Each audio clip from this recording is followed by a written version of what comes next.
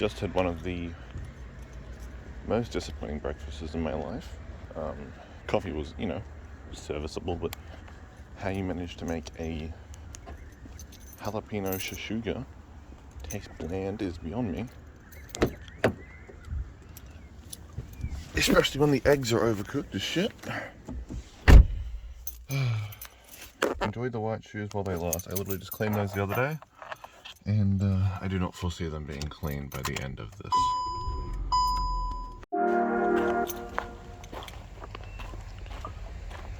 Alright.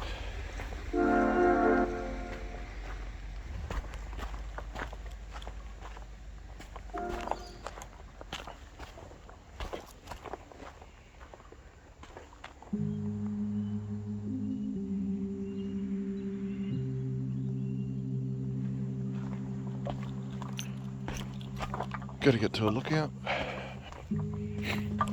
shoot some nice B-roll footage.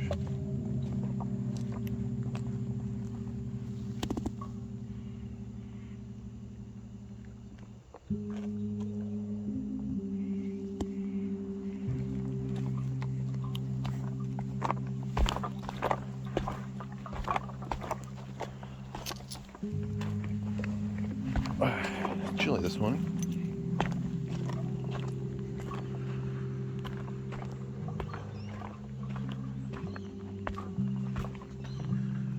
How long will I be walking? I'm not sure. I know this leads to Jelly Bean Pool. Quite a nice location, but mostly just want to get some exercise in. And recording some B-roll for the YouTube channel is always a lovely excuse.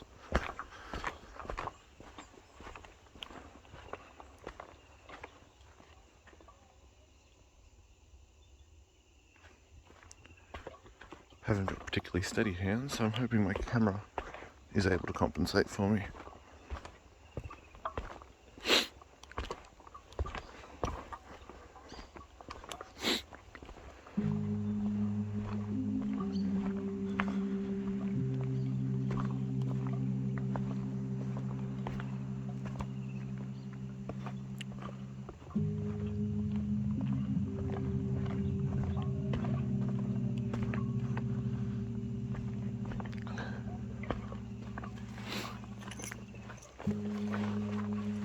Let's see, let's walk and talk. What do I want to talk about while I walk? Well, there's something beautiful about this area, the Blue Mountains. I don't live out this way, unfortunately, but there is something about the way that all the houses and whatnot are simply mixed in with nature, It is a road, and they build a few houses, and then there are towering trees as far as you can see. Obviously this is a national park, so not quite going to capture what I mean by that, but it's beautiful, as opposed to the suburban hellscape that myself and I'm sure a lot of you live in. I mean, granted, I still have a bit of nature in my house. Lucky enough to live near a reserve, but I think most people would find it's just buildings and buildings and buildings as far as the eye can see.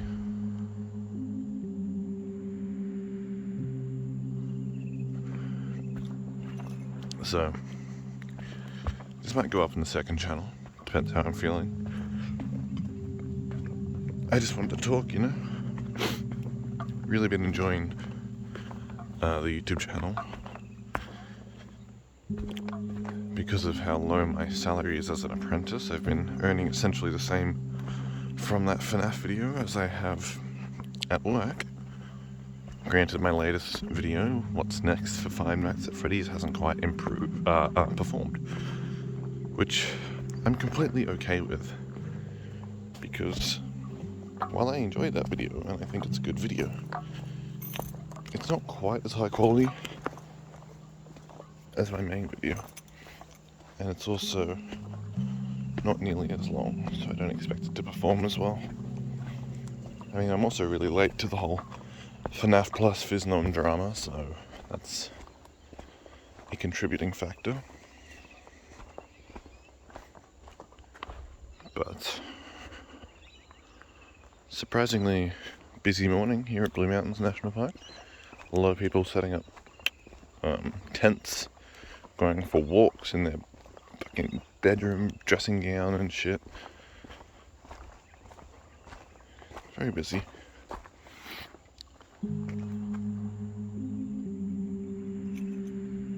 What if I change it? Is that nice?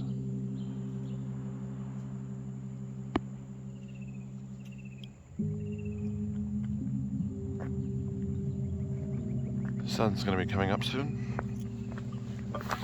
But I've always found it interesting how we approach national parks here in Australia. There are a bunch of rocks that I'm sure we carved to be steps like this, and like the occasional hand railing to make sure you don't slip and fall and die. But a lot of it is just go for it, you know? It always surprises me how little people get hurt out here. The biggest problem you have to worry about usually is ticks, which is why I'm currently covered to the nines in long sleeves and long tracksuit pants and long socks with my hoodie up, because I don't feel like getting a tick, to be honest with you.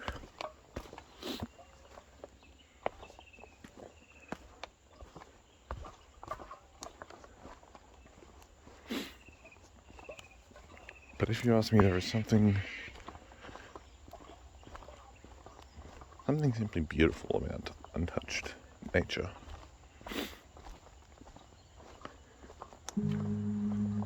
Oh, and I've lost. Oh no, I haven't. I was going to say I've lost the track, but I haven't.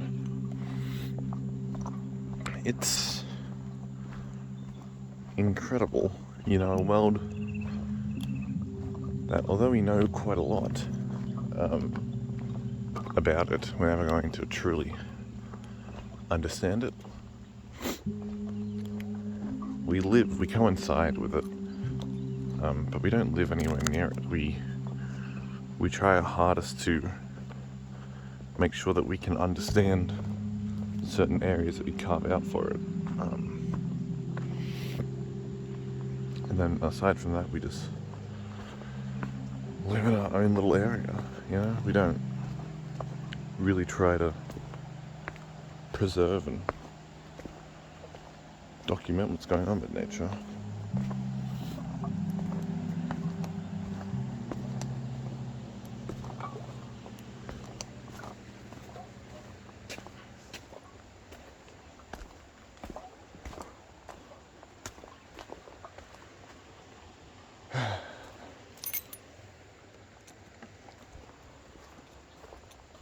Picking up other people's rubbish could get who knows what type of disease.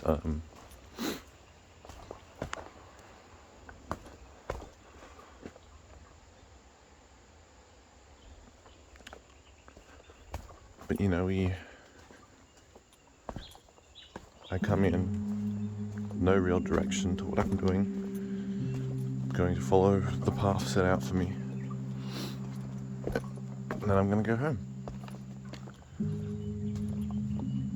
This place isn't going to change thanks to my visit. It's going to remain exactly the same.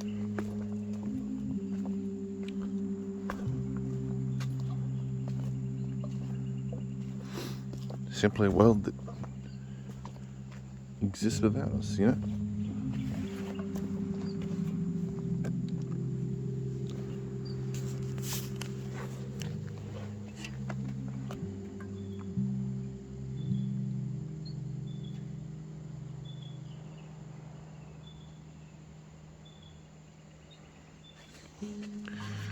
I hear a waterfall. I think these are all the ideas I'm sort of brainstorming for my next video.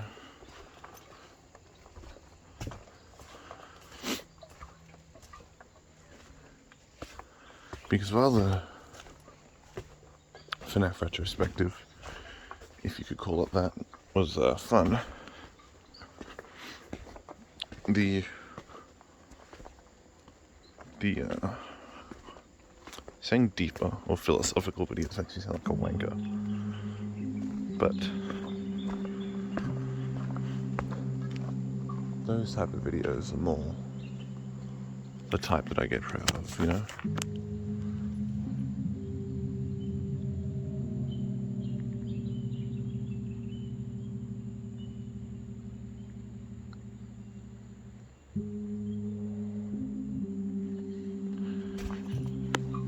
Games you can never experience again is still my favorite video on my channel.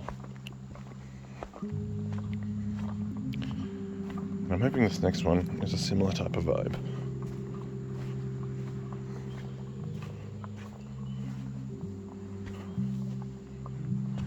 The idea for this next one, if anyone is watching this, if I upload it, well, one, if I upload it, and two, if anyone's watching it before the next video goes up.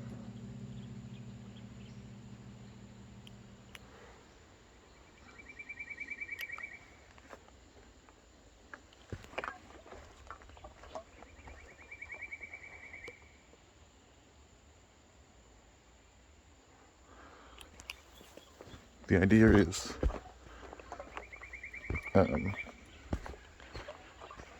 games that don't want to be understood. And although the title of the video is games, it's more about the worlds of the games. So my idea so far, I have 3 examples that kind of relate to real life.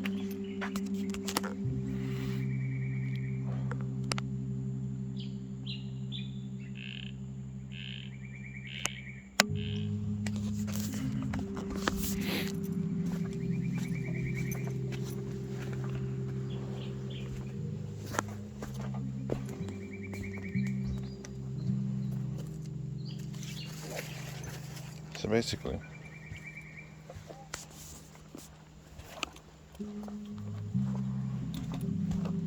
my first one is a game that I downloaded and played a while ago. Finished, but didn't quite understand.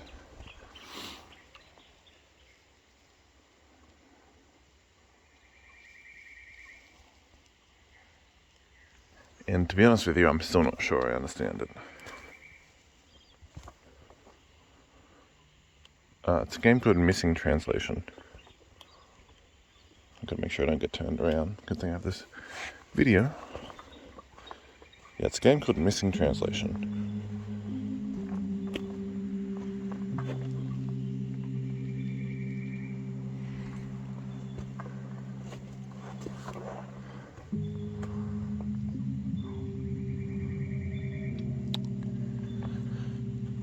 And the general sort of gist that I'm going for with Missing Translation is that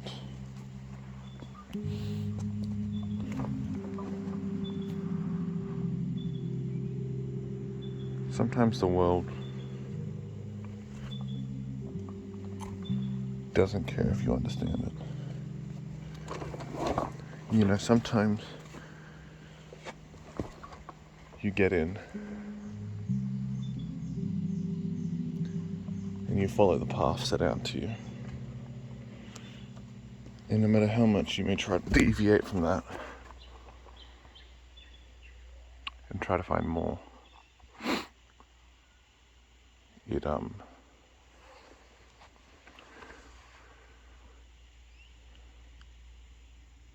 it doesn't care.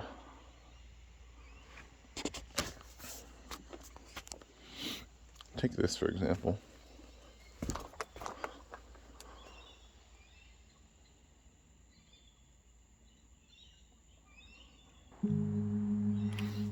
I'm currently off the track set out by the government for this national park. And no matter how much I feel like I'm making headway, no matter how much I feel like I'm exploring and discovering new things,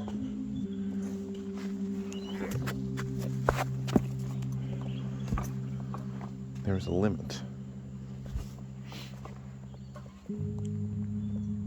This environment, this world, which in this case would be the national park, has a limit of what I'm able to understand of it, what I'm able to explore of it.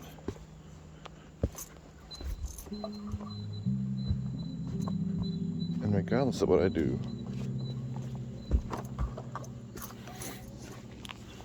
I won't have a lasting impact on it. I simply get in, do what I need to do,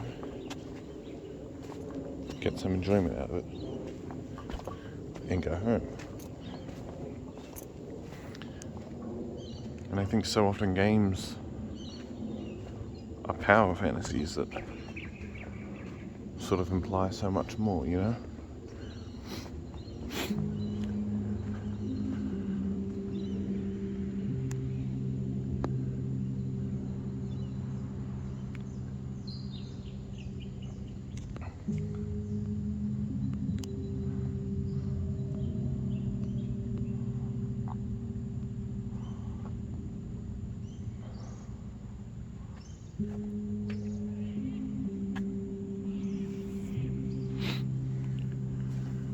Games, I feel, often have this idea of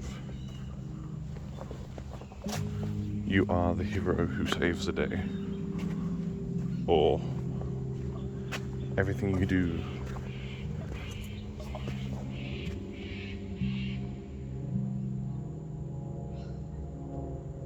I'm hearing noises. Everything you do has a profound and lasting impact.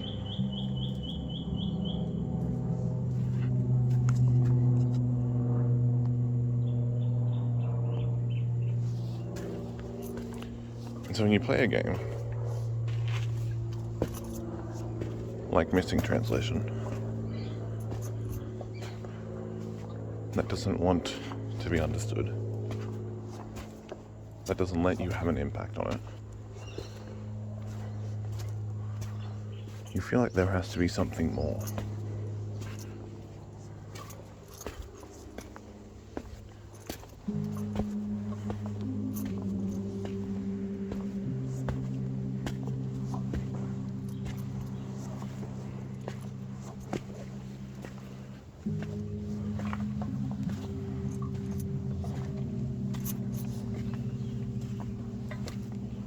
And sometimes I think it's nice to just accept that there isn't anything more. Not everything needs to be understood.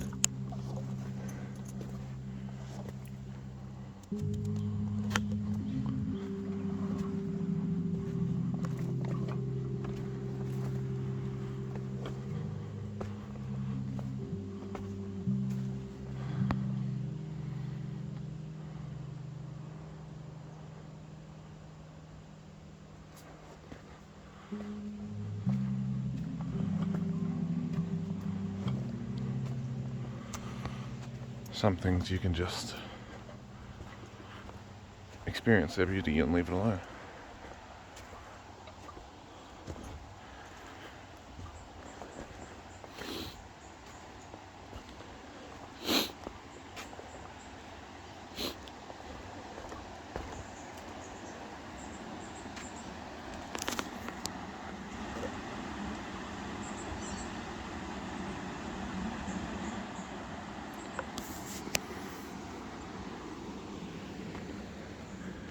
There is flowing water, a river of sorts down there that I cannot reach. Just barely out of touch.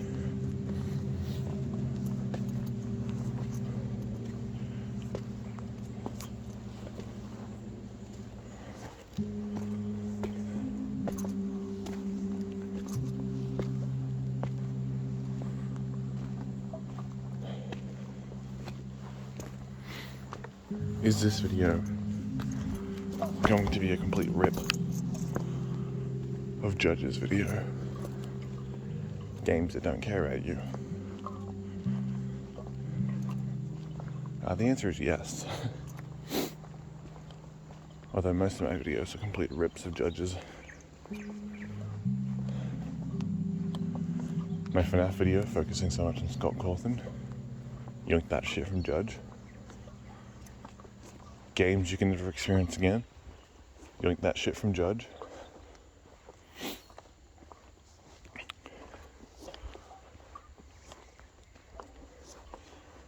But, you know, I put my own spin on it, I think. I don't think he minds.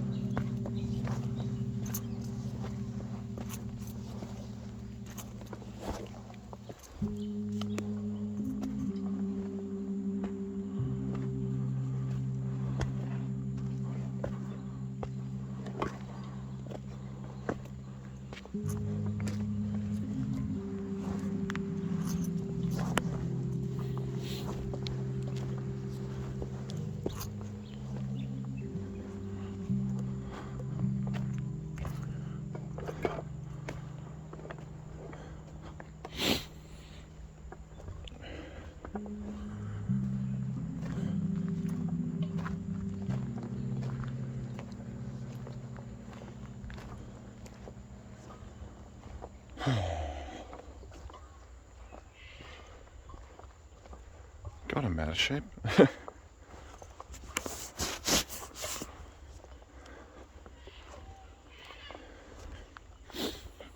that's my first example. My second example would be a game like Minecraft or Noita, or a lot of simulation survival type of games.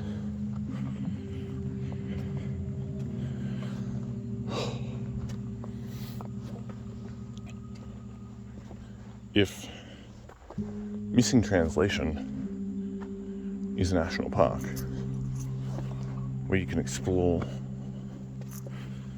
what is allowed of you, and regardless of what you do after that, nothing matters, you can't understand the vast sea of trees. The Noita or Minecraft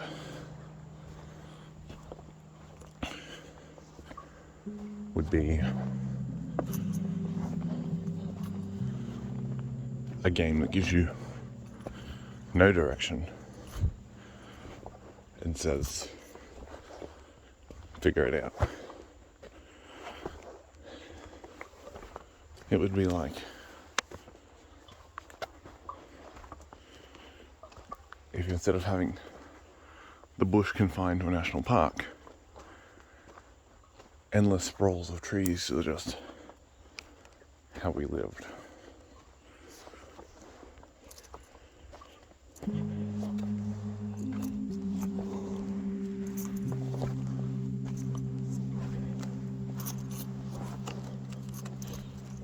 If there was ever a good reason to get exercise,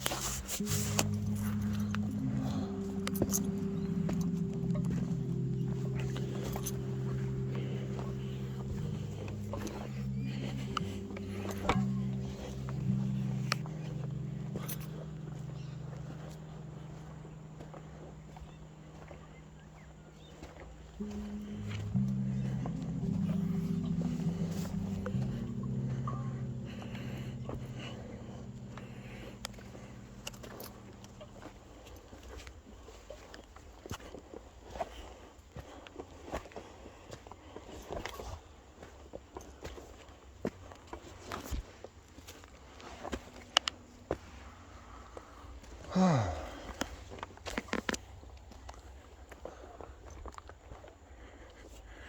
saw some cyclists head another direction, so I'm gonna go that way. Ran into a bloke with a massive hiking backpack looking for a Europa track. So this must be the right way down. I could Google it, but where's the fun in that? Do you remember when Minecraft was truly just do whatever you want? When they dropped you on another world and they didn't explain it to you. They didn't want you to understand it. They just said, have fun, go wild. You could go your entire Minecraft playthrough without ever seeing the Nether, without ever seeing the end. Hell, before they added the recipe book, you could not know how to craft something for a while. It was entirely figure it out.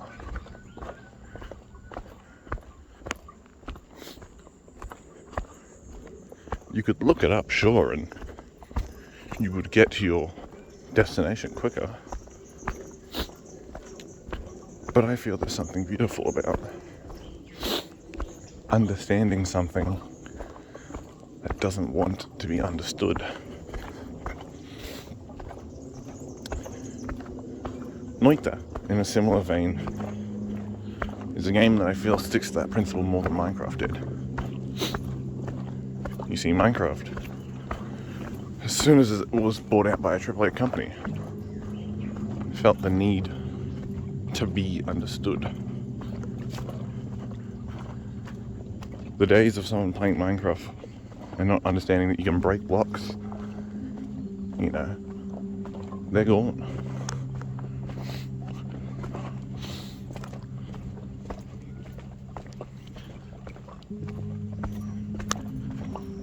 The charm of indie games that don't explain to you what's happening is a beautiful thing, I think. You know, getting your first win in Noita after about 73 losses feels much more impactful than if you were to look up a guide to the game and follow it. You see, I beat my first Noita playthrough completely on my own.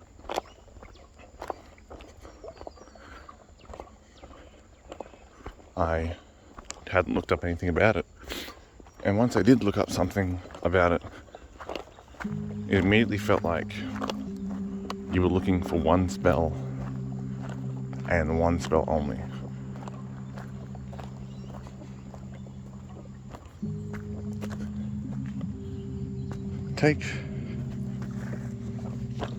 My drink is leaking.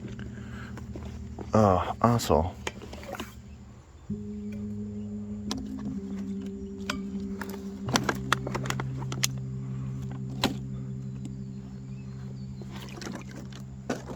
Arsehole.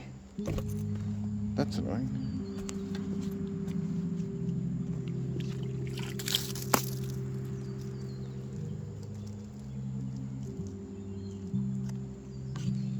Now I got a soggy ass bag.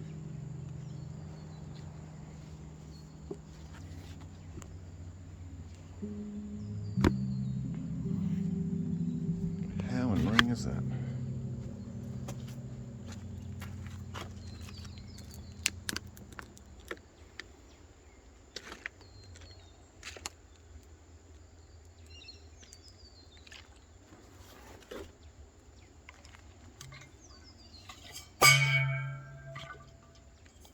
I'll clean it out when I get home.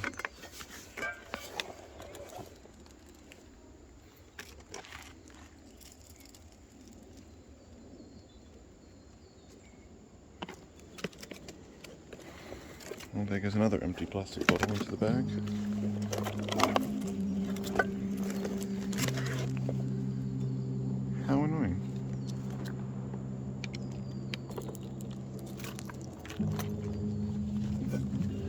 well, what are you going to do about it?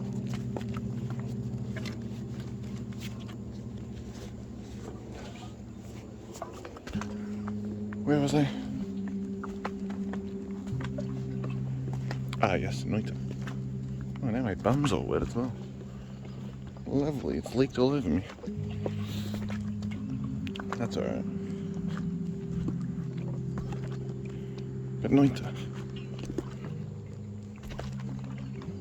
The moment you look up something about Noita, the magic of the game is ruined. Noita essentially says, hey, this is a new language. And unlike missing translation, the point of that new language isn't to limit what you can do with it. The point of that language is that you can do anything with it.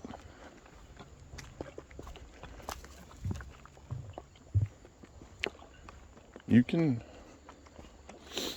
create some wild shit in Noita. Stuff that very clearly wasn't intended by the developers.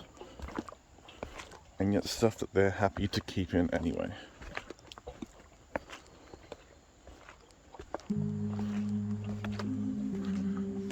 Some players have made world teleporting ones where you traverse between parallel worlds.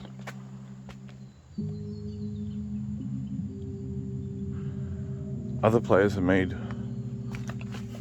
wands where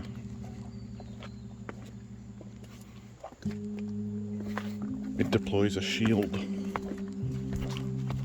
that keeps you from getting killed after turning you into a sheep.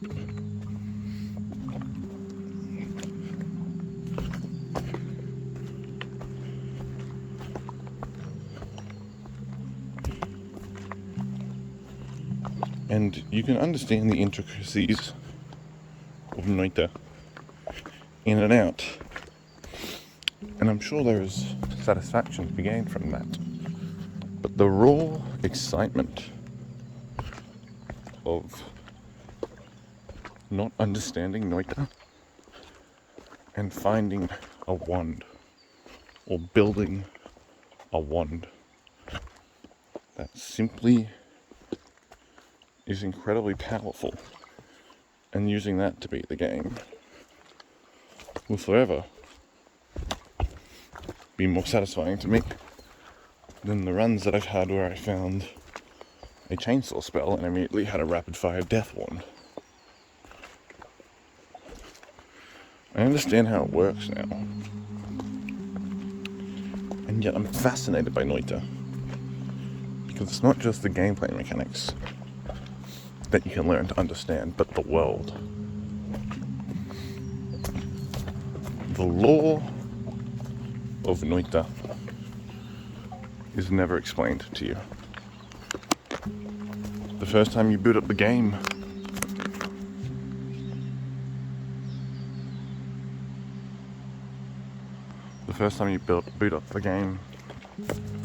you see this cutscene about a phoenix hatching from an egg or something. You can find compendiums that tell a cryptic story. You can find a hut with a guy in it who looks very similar to your character. Hell, what is your character? Is he an alchemist? A lot of the tablets mention them, and they want to turn the world into gold, which is what you do at the end, but it's not clear. The eye puzzle, the cauldron room, other little things that without the effort of a community would never be understood. Which means that when you do understand it with the efforts of a community, it's all that more satisfying.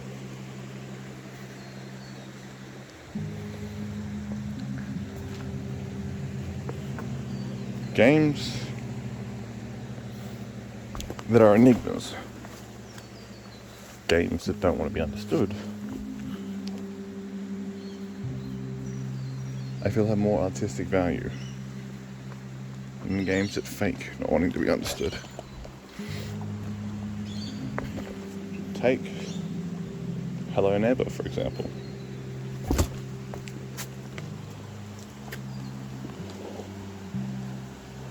Or the aforementioned Minecraft once I bought my Mojang. Ow, bonked my head. These areas don't want to be understood. They fake not wanting to be understood, rather.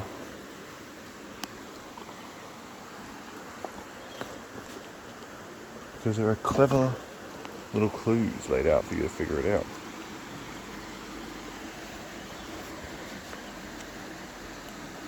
With the Noita Polden, or the Noita Iron, it's always possible that the devs simply haven't finished it. It's an unfinished part of the game. But the mystery of it all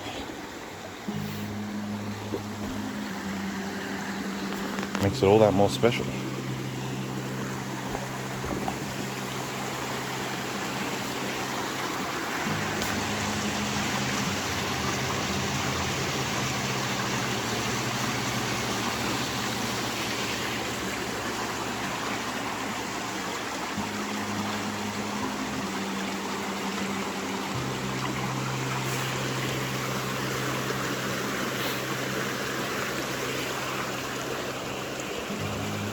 Noita doesn't have a set path for you to follow.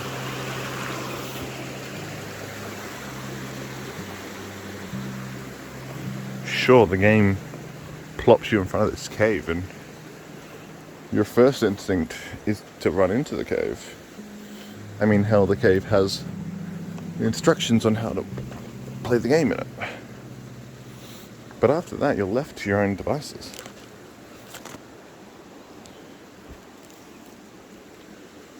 You can beat the game as a pacifist.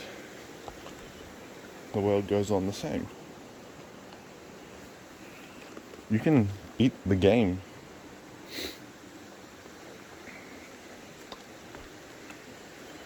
slaughtering everything in sight. Hell, you can fight bosses that give you a reward, sure, but don't end the game.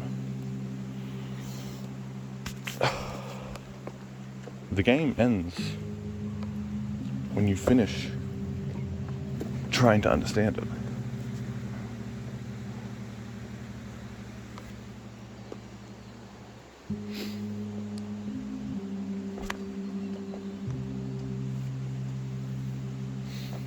A game like Minecraft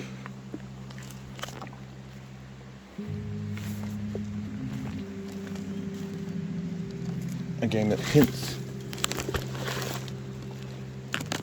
at what there is to be discovered sounds interesting on paper, but I feel like it always falls flat.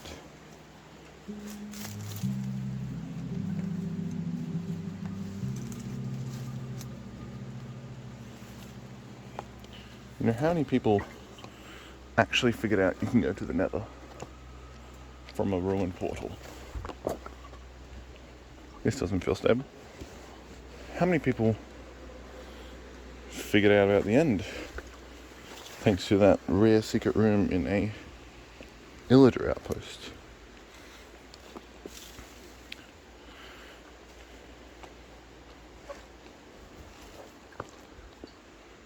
Some games want you to understand them, but to an extent. The devs of AAA action adventure game number 73 want you to explore the world that they laid out for you, but anything beyond that, it's all set dressing. It's not meant to be understood. I'm back on the path, boys.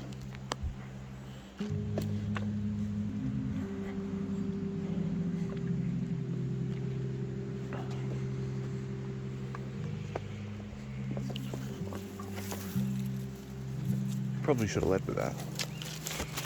It's a lot easier to understand what a game is that doesn't want you to understand it, if you understand what a game is that does want you to understand it.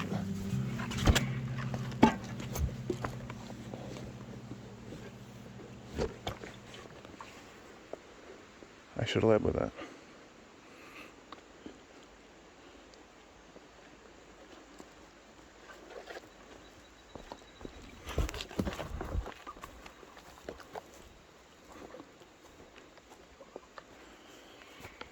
But that's my general idea.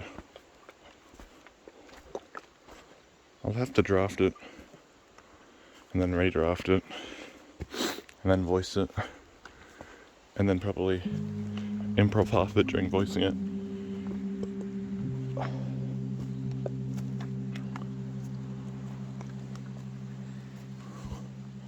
But that's my general idea.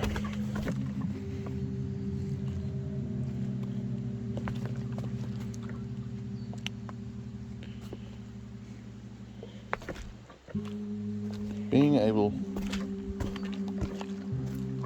to do YouTube has been a blessing. You know, I work very close to home, and so the fact that I was able to do that first Undertale video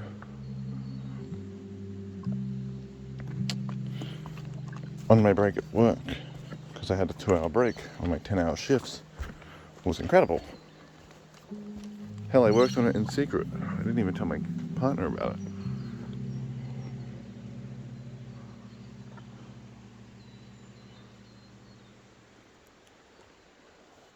And I worry that if I start to take YouTube more as a job, now that it pays me, as opposed to something I do for fun, that happens to pay me, I'm gonna lose sight of why I started YouTube in the first place. I had fun making that ruined video. Is it my highest quality video? No. Statistically speaking, for the channel,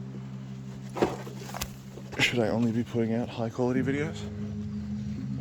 Yeah, probably. If every upload is a banger, I'd get more subscribers and more viewers and whatnot, but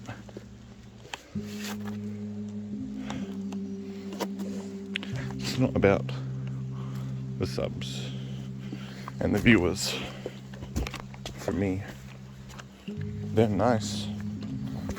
I'll try to maximize how many I can get, sure, but it's about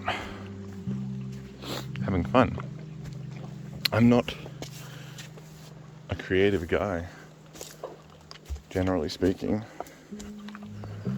That being said, I have been writing YouTube scripts for years, ever since I dropped out of school, and frankly, well before that.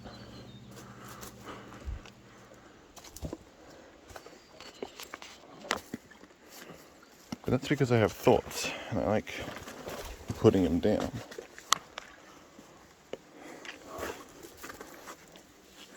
I have a lot of opinions, a lot of ideas that bounce around in my brain. And prior to my Hollow Knight, and subsequently my Undertale video, I never expressed these ideas, these thoughts. I never had somewhere to put them down. And so being able to do it was a godsend. All of this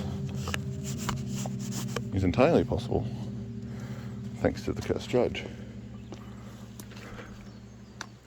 I know I mentioned him in my Undertale video, but truly I do mean it. If he hadn't added my video to that playlist, and it hadn't started to get a few views,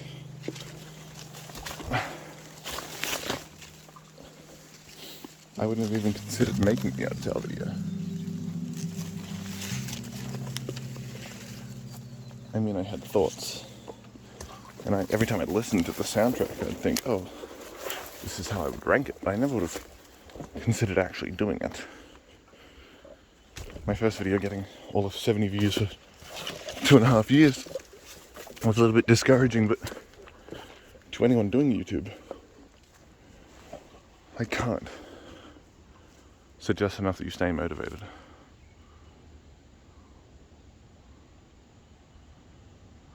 And that you don't lose sight of why you're doing YouTube. You shouldn't be doing YouTube because it could pay the bills. Would I love for YouTube to be my job? Absolutely. At the moment I'm not having fun with it, then what's the point?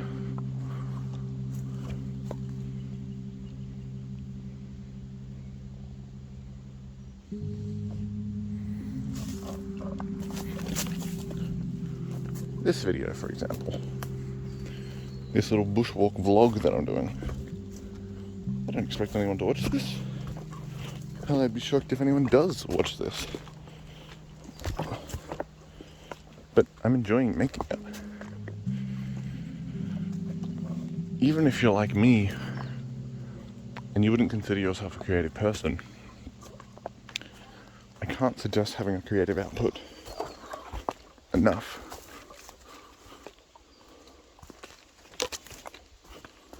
Whether it be the cliche of writing down your thoughts or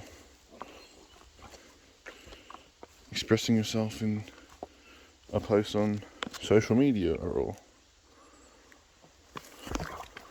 even just talking to your friends or loved ones about it. Oh, my foot, staying creative.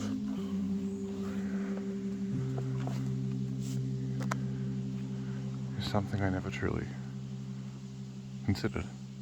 And yet I don't regret doing it for a second. Part of me wants to see what water's up there, part of me also recognizes that they are very slippery rocks and I could hurt myself badly. But we'll give it a shot. It's never stopped me before.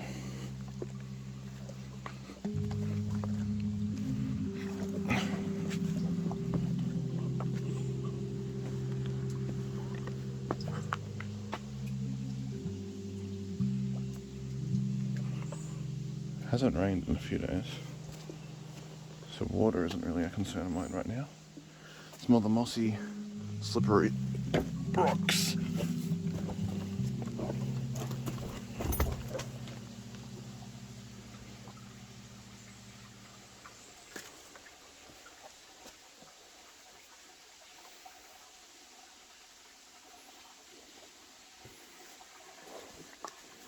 All of this dirt and whatnot. Oh, boo. Getting trekked into my new car isn't ideal.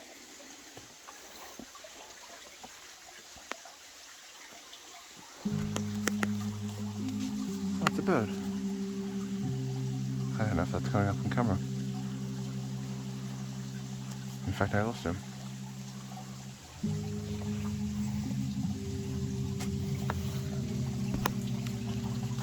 Like, this YouTube channel gives me an excuse, a reason to do this stuff that I wouldn't usually do.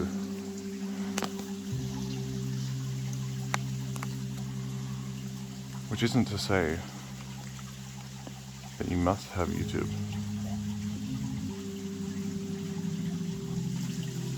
As an excuse. Or as a reason. But I'll tell you what, it certainly helps.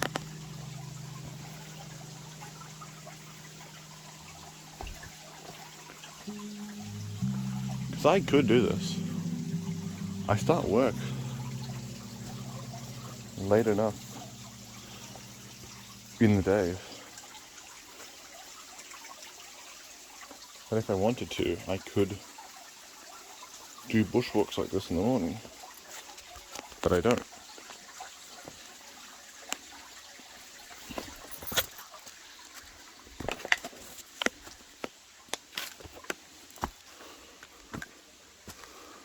a lot of people are afraid to say yes, to be confident, to try new things. And we've all been there. We've all binge watched a few episodes of Yes Theory and then thought, I'm going to start being like that. And then we don't.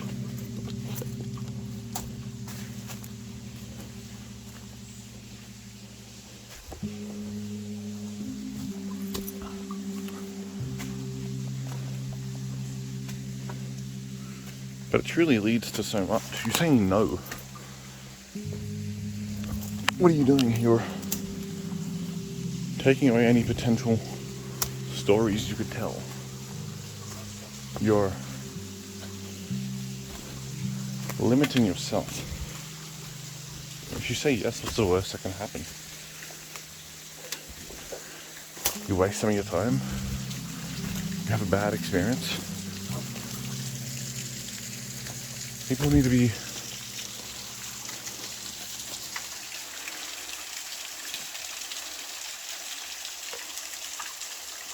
more unabashedly okay with trying things that might fail. So many people are socially anxious, they can't talk to people. They're convinced that they're going to die alone and nothing in life matters, everyone hates them. It's all downhill, you know, I peaked in 6th grade type of shit. But seriously, go talk to someone. I don't say that to be facetious, I say it because it's so grounding.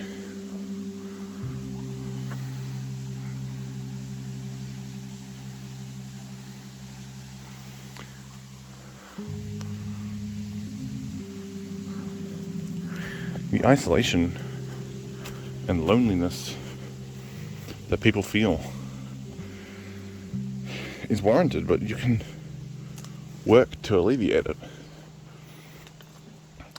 It's not going to be easy.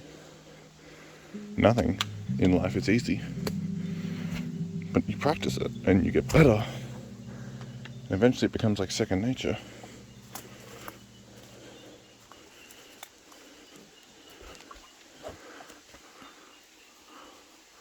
There's a rope here. Something tells me I shouldn't go that way then.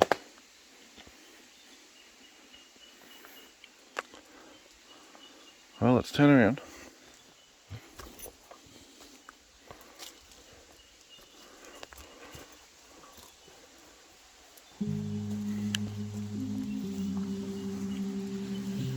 You know, wave at someone random on the street. Say hello, you know. I'm sure it'll make their day. And if it doesn't, at least it'll make your day.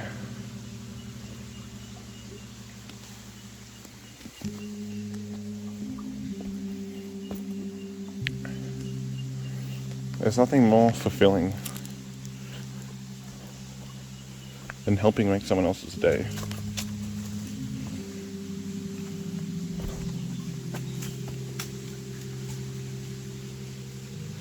Besides the fact that I have fun and I enjoy making YouTube, the main thing that kept me going was you guys supporting me, whether it be through kind words or watching and subscribing, or if you're like Pixel being an absolute fucking madman and donating me $100.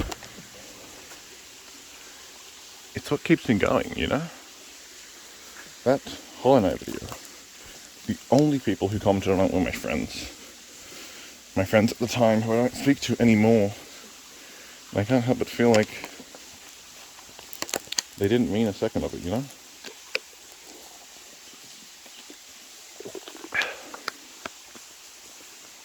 They commented because they were my friends.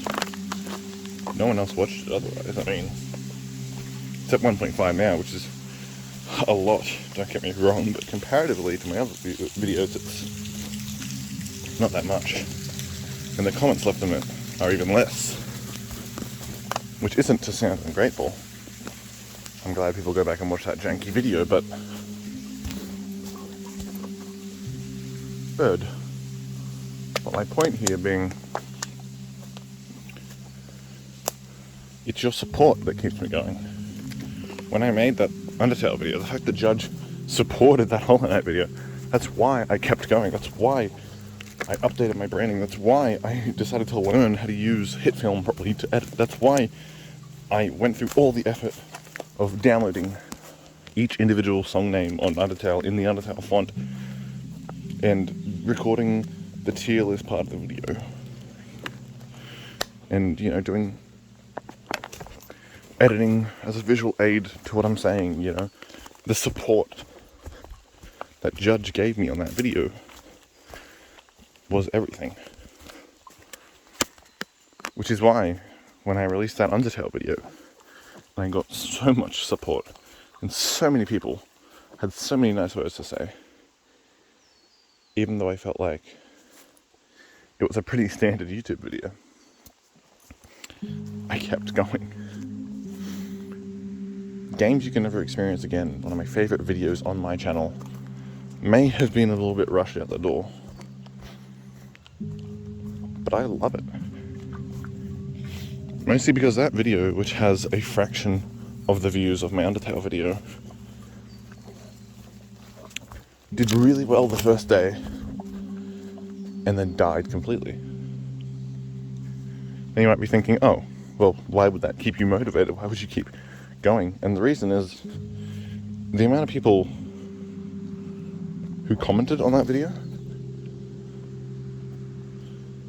is equal to, if not more, than the amount of people who commented on my Undertale video. You know?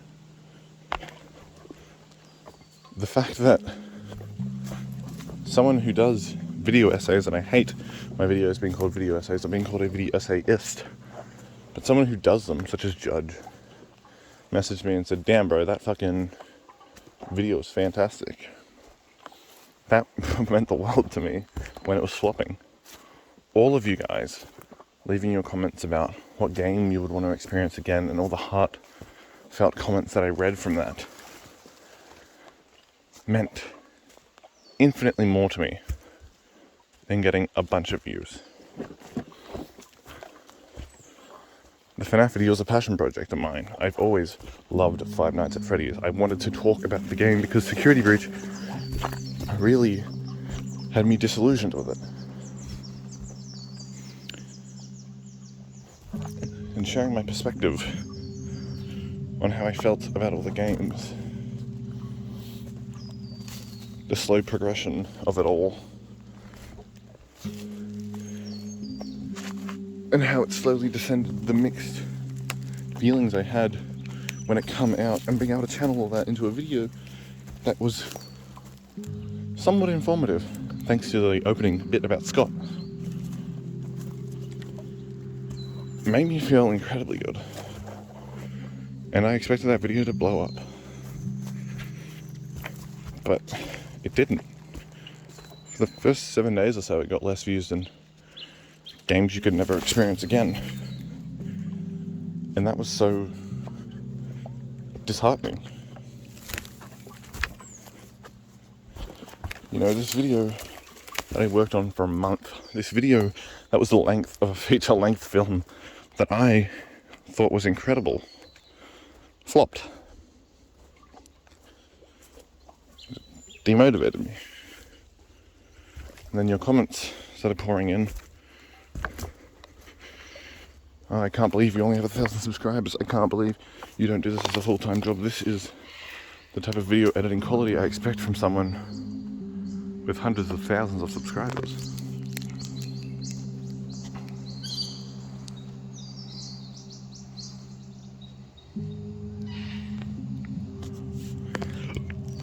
All of those words meant everything to me. I logged on Twitter one day, I know, huge mistake, and I was ready to tweet out, damn, YouTube makes me depressed, maybe I won't continue this, because a week after posting it, it wasn't performing, despite the fact that I was certain it was a good video. And a fan, I hate using that word, but somebody who watches my content DM'd me on Twitter.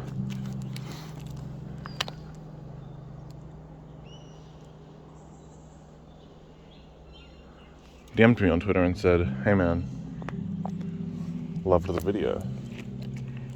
And I was like, well, I'm glad you like it, because it doesn't seem like YouTube likes it. They are not pushing it at all. And he's like, just have faith, man. I know that you'll blow up. And sure enough, hit 100,000 views, which was fucking insane to me. I remember when my Undertale video hit 1,000, I was blown away. And now suddenly it's at 100,000. And then it kept going. I mean, we're at 500,000 views on that video right now. And it's increasing. So much quicker than my Ruin video.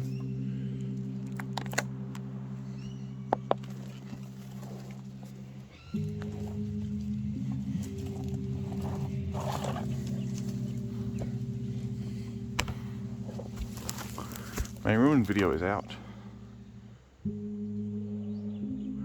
And it's flatlined. Is it possible that it's just doing the same thing the previous one did? Sure, possible.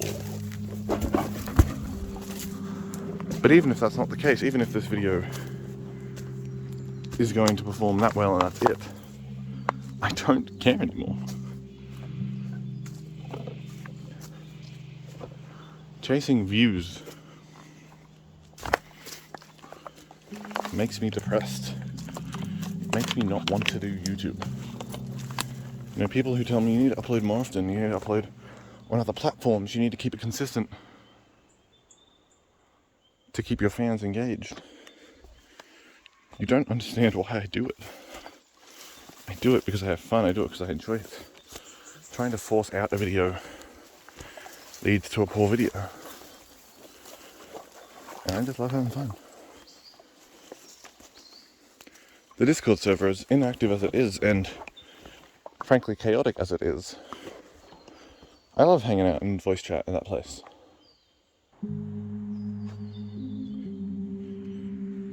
Sure, would I love to be a mega YouTuber? Absolutely. But I'm happy with where I'm at. I'm really happy with where I'm at.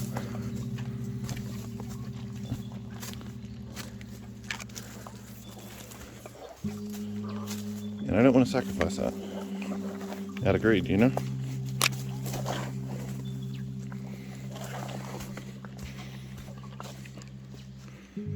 I just want to make videos.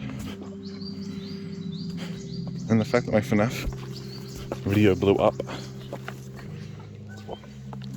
told me, you know, you don't have to be the guy who talks about Undertale exclusively. Because I never want to pigeonhole myself. And the fact that my Ruin video isn't performing nearly as well as that previous video tells me that I don't need to pigeonhole myself into doing FNAF content either.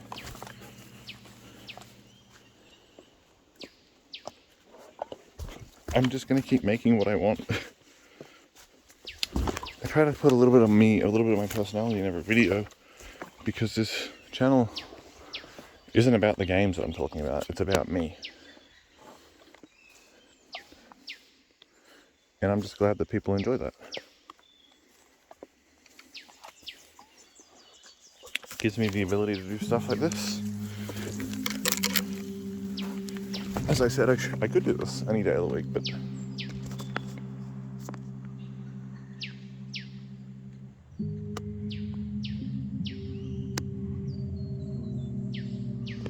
being able to tell myself it's to get B-roll for a YouTube video helps me justify spending time and money on myself, you know? So basically the whole point of this vlog is thank you. I appreciate all the support. And especially if you've got this far, let me know down below. I don't know, type like Purple Nurple or some shit, but It means the world to me. This scuffed recording.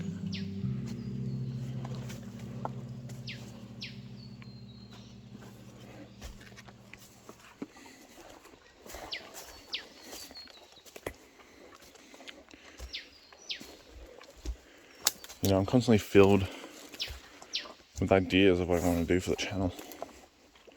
Things I want to talk about. I just don't have the time to. If I could dedicate all my attention and resources to YouTube, I feel like I'd do incredibly well in content production. I would make a lot of stuff because I have so much to talk about.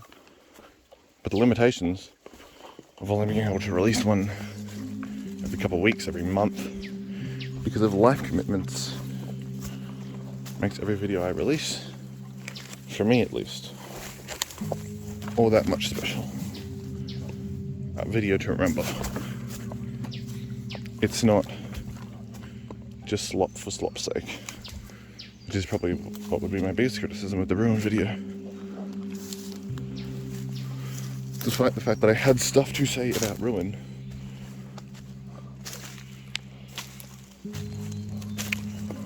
I feel like I approached it too simplistically. Whew. I'm sweating like hell in this jumper, but there is no way I'm taking it off in fear of getting leeches.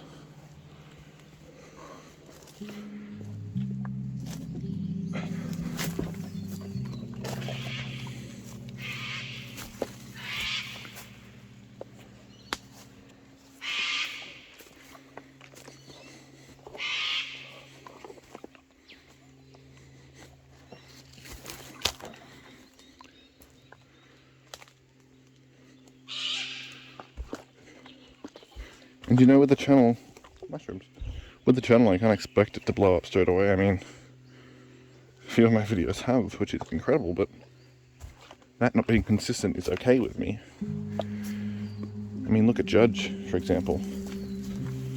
I started pledging to him, what, $50 a month, like 2 years ago. And it was a long time before he started getting consistent, large amounts of views.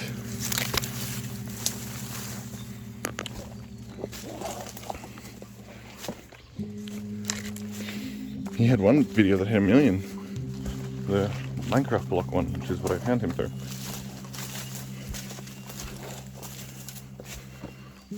And yet he's probably up there with my favourite YouTubers, you know? So I'm okay.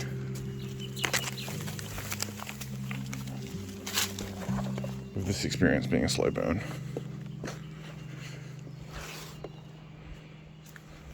I'm okay with that.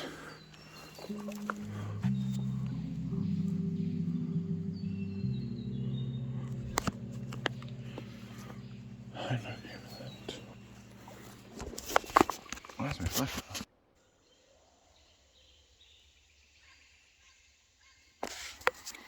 Alright, gamers, I've confirmed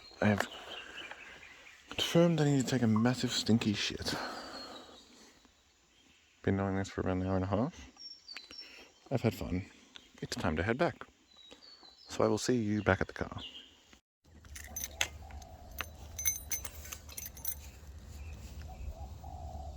Lizard.